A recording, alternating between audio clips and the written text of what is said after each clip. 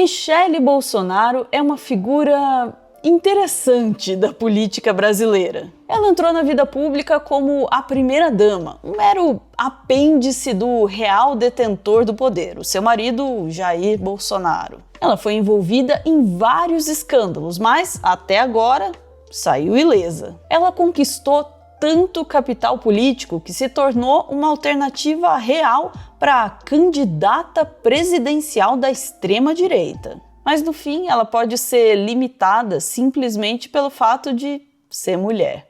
Nesse vídeo a gente vai explorar um pouco sobre a trajetória política de Michele Bolsonaro. Vem com a gente, que é o Telescópio. Bora!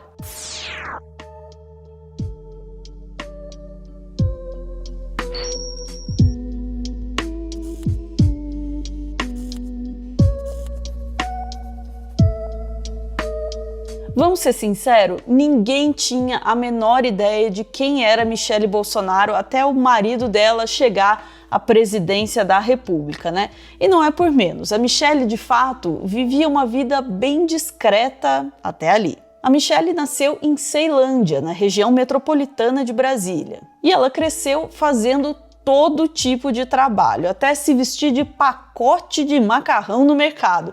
É sério, ela mesma admite que é ela nessas fotos aí na sua tela. A partir de 2004, ela começou a trabalhar como secretária na Câmara dos Deputados. Em 2007, passou a trabalhar para a liderança do Partido Progressista, partido pelo qual seu atual marido tinha se eleito deputado. Em setembro de 2007, a Michele começou a trabalhar diretamente para o Jair e assinaram um acordo pré-nupcial menos de 2 semanas depois. A cerimônia foi celebrada pelo pastor Silas Malafaia. Então é isso, em 6 meses eles estavam casados e ela acabou exonerada devido a uma decisão do STF que proibia o nepotismo na administração pública. Esse foi o segundo casamento da Michele e o terceiro do Bolsonaro. Depois de 4 filhos, o Jair já tinha feito vasectomia, mas a Michele queria um filho dele, então convenceu ele a reverter a vasectomia. Deu certo, supostamente, e veio a segunda filha da Michele, a fraquejada, quer dizer, a Laurinha. O Jair, como político, sempre marcou presença na imprensa, desde a década de 1990. Mas a Michele preferia se manter longe das câmeras. A primeira aparição pública dela foi acontecer apenas durante a campanha presidencial do Jair em 2018. A Michele deu as caras num vídeo de campanha em que falava da sua vida privada com o Jair. Todo mundo entendeu na hora a intenção daquele vídeo, que era tentar humanizar a figura do marido e com isso tentar aí alcançar um público que não gostava da imagem de machão agressivo na qual a campanha dele se baseava largamente. Esse vídeo foi um prelúdio do papel que a Michele desempenharia muitas vezes no futuro. O papel de ponte entre o bolsonarismo e públicos como as mulheres e os evangélicos. Depois do seu marido ser eleito, a Michele resolveu se habituar às câmeras. Primeiro, na posse do Bolsonaro, no dia 1º de janeiro de 2019. A Michele foi a primeira-dama a discursar na cerimônia e fez isso em Libras. Teve muita gente dentro do círculo bolsonarista, especialmente nesses grupos mais alcançados pela Michele, que aproveitou para esfregar na cara da esquerda que isso provava que o movimento não era tão excludente e intolerante como era defendido pelos seus críticos. Só que o próprio Bolsonaro provou que era assim, não esperando nem um semestre para extinguir o Conselho Nacional dos Direitos da Pessoa com Deficiência. De qualquer forma, o bichinho da fama já tinha picado a Michele. Ela não queria mais se esconder e deixava isso bem claro. No final do mesmo ano, ela já fez questão de ser a primeira de novo. No caso, a primeira-dama a participar do pronunciamento de Natal do presidente da República, com direito a uma camiseta escrito Jesus. A gente vai falar mais sobre a Michele, mas antes, uma palavrinha do patrocinador que tornou esse vídeo possível.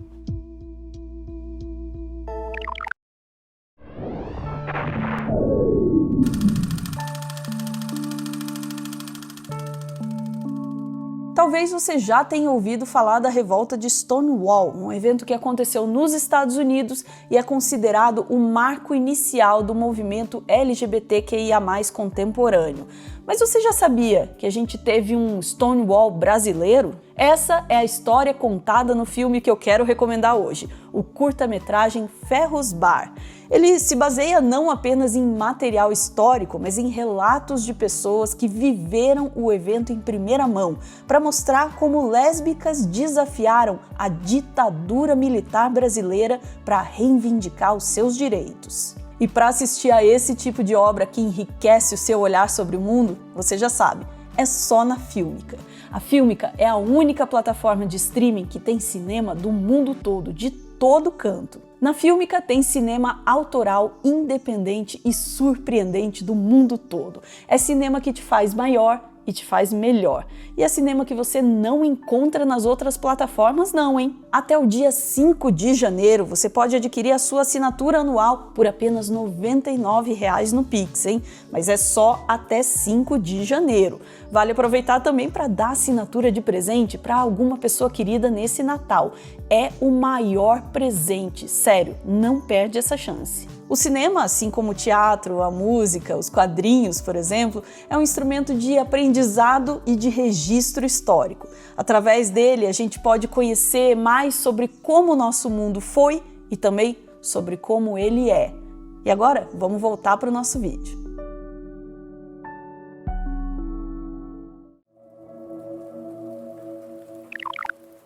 Se por um lado a Michelle não queria ficar longe das câmeras, por outro ela queria que a família dela não chegasse nem perto delas.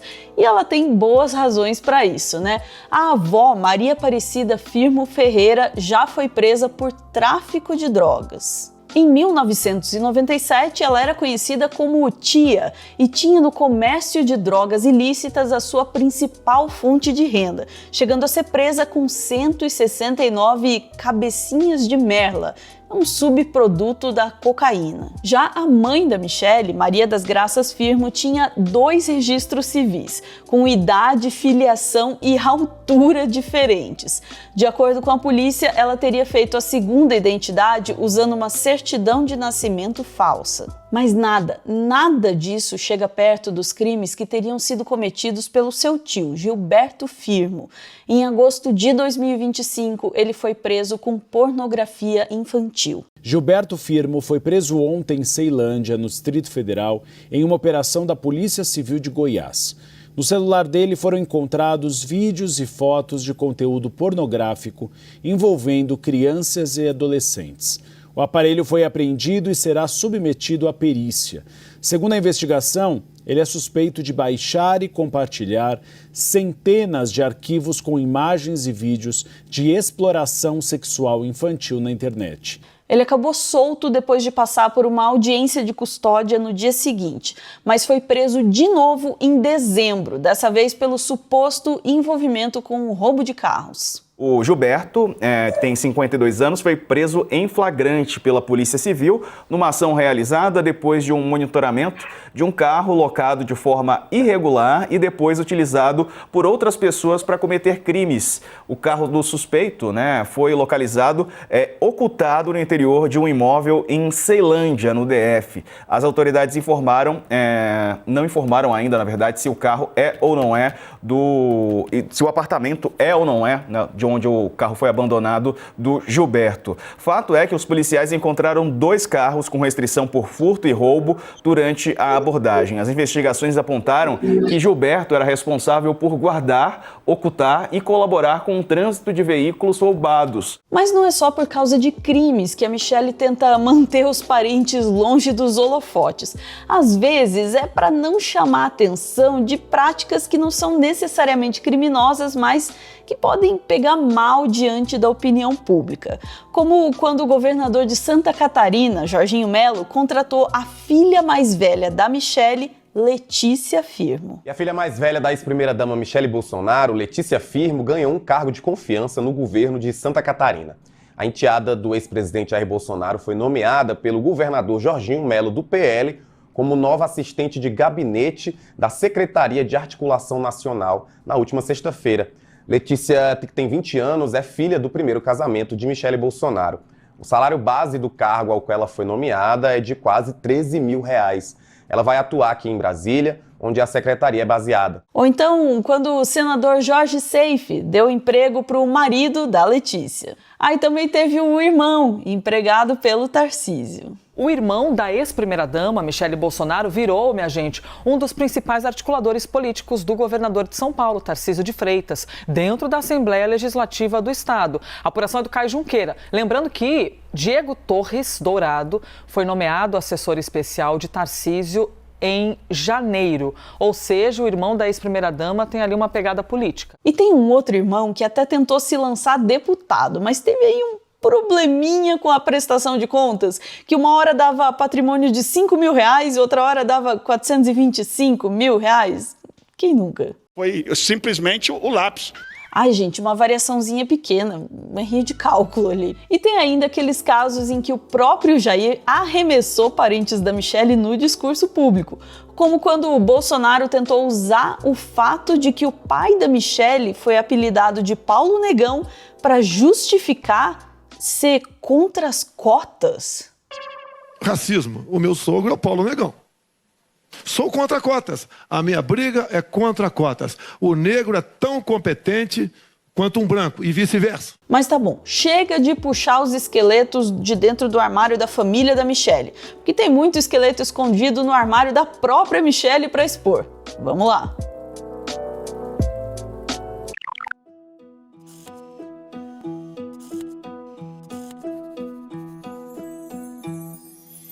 Durante todo o mandato do Jair, a Michele se envolveu em programas destinados a pessoas com deficiências e outros grupos vulneráveis. Um deles foi o programa Pátria Voluntária, que visava incentivar o trabalho voluntário. Engraçado, né? O Estado cuidar das pessoas não pode, mas usar dinheiro público para incentivar os outros a fazer esse trabalho de graça, tudo bem?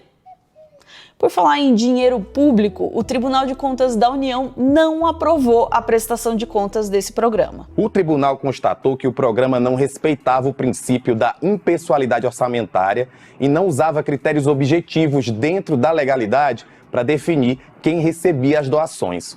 O Pátria Voluntária obtinha arrecadações privadas e direcionava o dinheiro para outros entes privados. Por considerar que o modelo de gestão adotado era ilegal, o TCU chegou a indicar que ia recomendar a extinção do programa. Talvez você nem lembrasse desse caso, né? E tudo bem, porque esse caso não chamou nem de longe tanto atenção quanto outros escândalos envolvendo o nome da ex-primeira-dama. Talvez o maior deles foi o caso dos cheques do Queiroz. Refrescando a memória, Fabrício Queiroz foi o chefe de gabinete do Flávio Bolsonaro quando ele ainda era um deputado estadual do Rio de Janeiro. Aí segue só. O nome dele foi ficar conhecido por conta de cheques depositados por ele em caixas eletrônicos, no nome da Michele. A suspeita é que fosse uma forma de rachadinha no gabinete do Flávio, uma prática em que os funcionários públicos devolvem parte do seu salário, pago com dinheiro público, para os seus contratantes. De qualquer forma, Queiroz e a esposa dele depositaram 89 mil reais na conta da Michele. E existe a suspeita de que isso era só uma parte de um esquema de depósitos, pagamento de boletos e mensalidades escolares muito, mas muito maior, envolvendo todo o clã. O Bolsonaro respondeu que não tinha nada de rachadinha não. Os cheques seriam só para pagar uma dívida de 40 mil reais que o Queiroz tinha pego emprestado. Porra, eu sou meio ruim de conta, mas eu acho que esses juros estão um pouco abusivos, né? 40 mil reais, 89 mil reais de cheque? Coisa não fecha. Bom, mas a Michele parece ter esse costume de ter as pessoas pagando as contas dela. Olha só, tem o caso da empresa Cedro do Líbano, por exemplo. Essa empresa de madeira foi contratada pelo governo federal e supostamente enviava dinheiro ao sargento Marcos Reis, na época assessor da presidência. Ele então teria sacado o dinheiro e pago despesas da Michele. A empresa acabou no alvo da Controladoria Geral da União. A Michele também foi acusada de usar constantemente o cartão de uma amiga, Rosimari Cardoso Cordeiro, funcionária comissionada do Senado Federal. Quando o advogado da Michele, Fábio Weingarten, foi questionado sobre por que a Michele usava o cartão da amiga em vez de pedir um para ela, ele se saiu com essa resposta aqui. Por que não foi utilizado um cartão com titularidade do presidente ao invés de uma amiga durante esse período? Por que não foi utilizado um cartão do presidente? Por que utilizava da amiga e não, por exemplo, o presidente pediu um cartão adicional? Resposta da dona Michele para mim há meia hora atrás. O meu marido sempre foi muito pão duro. Mas se ela não tinha renda, era ele quem pagava, ainda tem essa figura. Exato, é o constrangimento do homem e mulher, deixa eu pagar, não deixa eu pagar, normal. Além dos cartões, a Michele também andou tendo problemas com joias, mais especificamente, joias sauditas. A essa altura, talvez seja até um pouco difícil de lembrar, mas num primeiro momento, uma parte da imprensa tentou associar as joias mais a Michele do que ao Jair. Vocês lembram disso? A culpa é sempre da mulher. A manobra não funcionou, mas isso não significa que a Michele não estivesse envolvida de alguma forma com o caso, tá? Por exemplo, foi a Michele quem deixou um dos jogos de joias trazidas ilegalmente para o Brasil expostas na cozinha do Alvorada, algo admitido pelo próprio advogado Fábio Weingarten.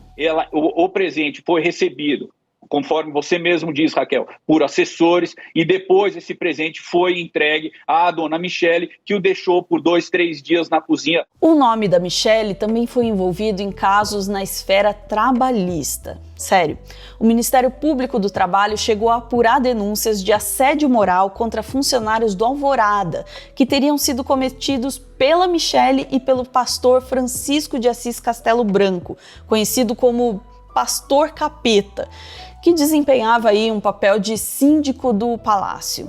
Além disso, como uma boa bolsonarista, ela também estaria apostando no golpe. Pelo menos é o que disse o Mauro Cid na delação dele. A Michele foi colocada pelo ex-ajudante de ordens ao lado do Eduardo como parte dos radicais, que defendiam até um golpe armado se necessário. Esses aí foram só os maiores escândalos envolvendo o nome da Michele, tá? Ainda tem muitos outros menores, acredite se quiser. Tipo quando ela mandou esvaziar o espelho d'água para recolher moedas, matando as carpas. As pobres das carpas. O espelho d'água lá, ele tem várias carpas grandes que eram cuidadas lá, tudo, ficavam lá. E todo mundo que vai, que visita ali, tem a prática de jogar uma moeda no espelho d'água. Ele mandou secar o espelho d'água, matou, porque a carpa é bem sensível, as carpas morreram, e mandou tirar todas as moedas e botar num balde de 20 litros. E falou que foi a manda da Michele. Mas vamos deixar esses escândalos um pouquinho de lado para falar na bagunça que ela causou na política, no próximo bloco.